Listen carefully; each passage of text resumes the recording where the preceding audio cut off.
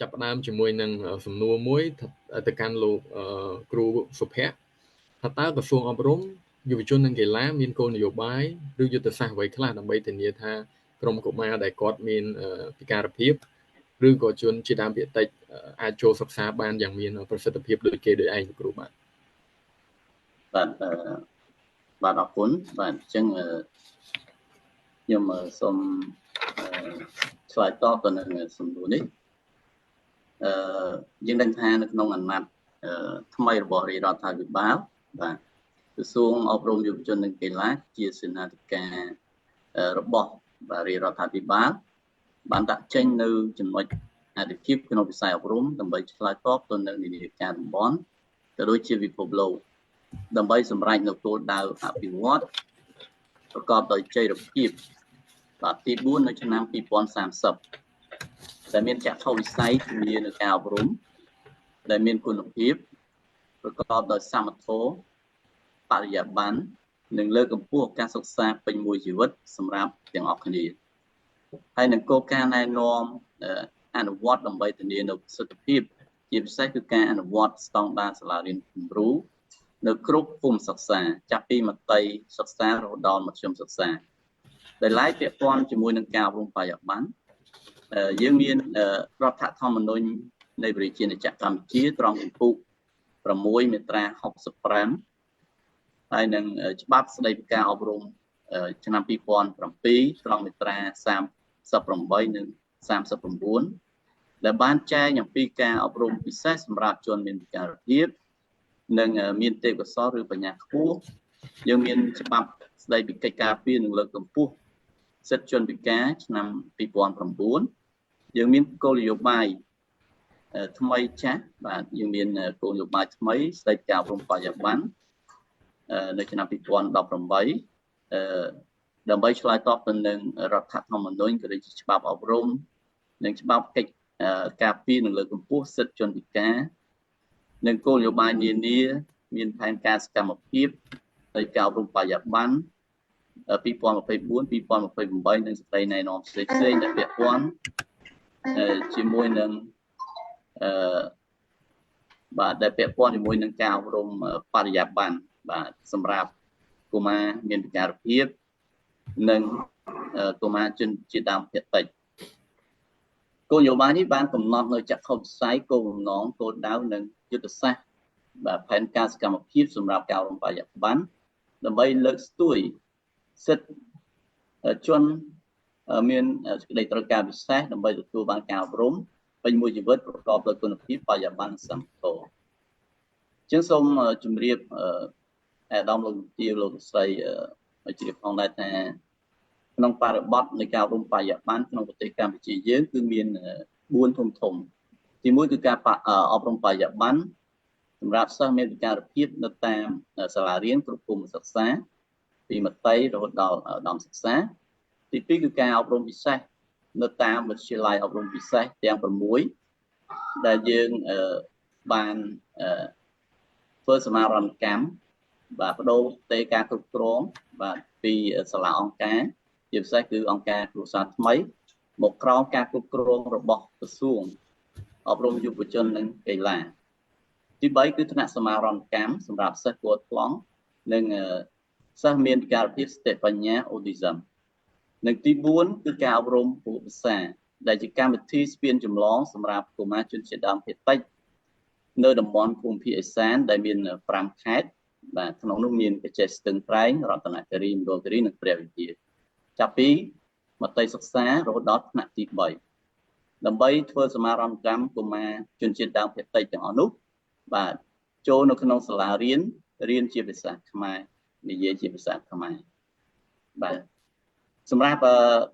លទ្ធផលសម្រាប់បានផ្នែកបរិមាណការអប់រំបរិយាបន្នសម្រាប់សិស្សមានពិការភាពនៅទូទាំងប្រទេសគឺ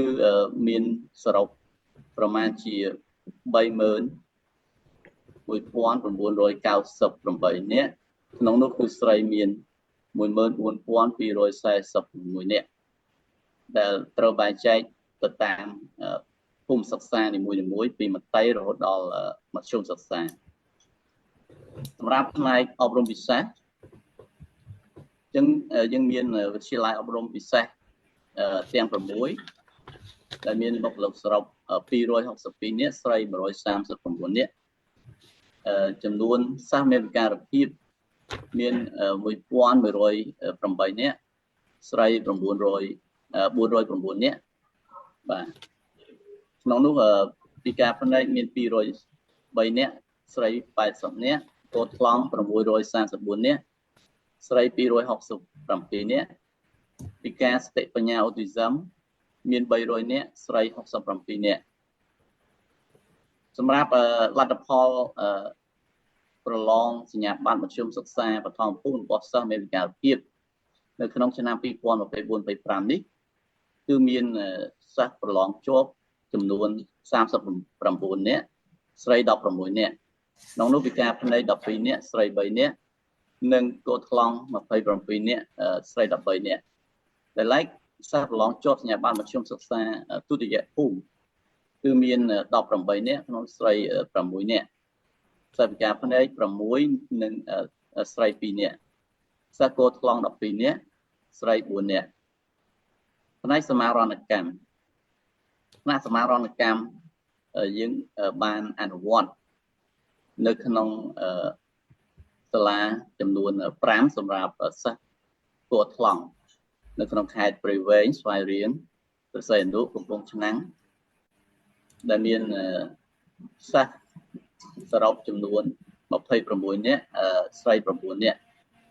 ថ្នាក់សមារណកម្មសិស្សពិការភាពសតិបញ្ញានិងអូទីសឹមនៅក្នុង13រាជធានីខេត្ត25ក្រុងស្រុកខណ្ឌ50សាលារៀនស្មើនឹង104ថ្នាក់មានសិស្សសរុប985នាក់ស្រី318នាក់សម្រាប់កម្មវិធីអប់រំភាសាគឺយើងបានអនុវត្តការអប់រំភាសាសម្រាប់មត្តេយ្យសិក្សាមាន158កន្លែង21ក្រុងស្រុកក្នុងនោះមត្តេយ្យរដ្ឋមាន4កន្លែងកុមារមាន146ស្រី78នាក់មត្តេយ្យសិក្សាសហគមន៍152នាក់កុមារមាន2871នាក់ស្រី1471នាក់នៅក្នុងខេត្តរតនគិរីស្ទឹងត្រែងមណ្ឌលគិរីព្រះវិហារនិងកញ្ចេះការអប់រំភាសាសម្រាប់បឋមសិក្សាមាន96សាលាក្នុង18ស្រុកគ្រូបង្រៀនមានចំនួន235នាក់ស្រី98នាក់សិស្សមានចំនួន4261នាក់ស្រី2011នាក់នៅក្នុងខេត្តរតនគិរីមណ្ឌលគិរីក្រចេះនិងស្ទឹងត្រែងកត្តាសំខាន់ដែលអ្នកផ្ដល់សេវាអប់រំត្រូវមានអញ្ចឹងខ្ញុំនិយាយជាក្របខ័ណ្ឌនៃការអប់រំបរិយាបន្នរួមទី1គឺយើងត្រូវមានទី1គឺលក្ខខណ្ឌជំរុញ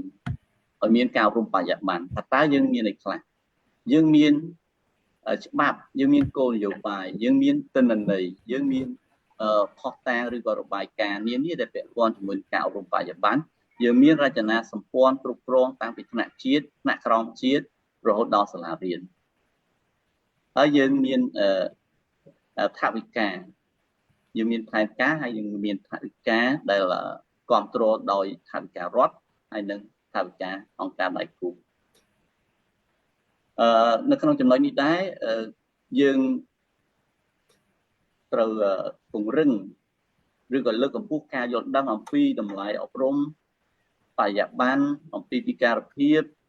អំពីសិទ្ធិកុមារសិទ្ធិជនមានពិការភាពនិងលិខិតបទដ្ឋានគតិយុត្តផ្សេងដើម្បីផ្សព្វផ្សាយបានទូលំទូលាយទៅដល់សហគមន៍ក៏ដូចជាអ្នកពាក់ព័ន្ធចំណែកផ្នែកទី2គឺយើងផ្ដោតទៅលើសេវាកម្មអញ្ចឹងទី1គឺអ្នកផ្គត់ផ្គង់ក្នុងអ្នកផ្គត់ផ្គង់នេះគឺប្រព័ន្ធអប់រំយើងតួយ៉ាងគឺមានសាលារៀនជាអ្នកផ្ដល់នៅសេវាកម្មនេះអញ្ចឹងយើងត្រូវគិតទៅដល់ធនធានមនុស្សបាទយើងត្រូវបំពន់យើងត្រូវបណ្ដុះបណ្ដាលកសាងសមត្ថភាពគ្រូបង្រៀននិងគណៈគ្រប់គ្រងសាលារៀនឲ្យគាត់មានសមត្ថភាពគ្រប់គ្រាន់បាទដើម្បីជួយគ្រប់គ្រងទៅដល់សិស្សដែលស្ថិតក្នុងសេចក្តីត្រូវការពិសេសក្រៅពីនោះយើងត្រូវគិតទៅដល់ហេដ្ឋារចនាសម្ព័ន្ធរូបវន្តមានន័យថាយើងត្រូវកែលម្អ បាទឲ្យត្រូវទៅតាមស្តង់ដារដែលបានកំណត់ដោយប្រកាសអន្តរក្រសួង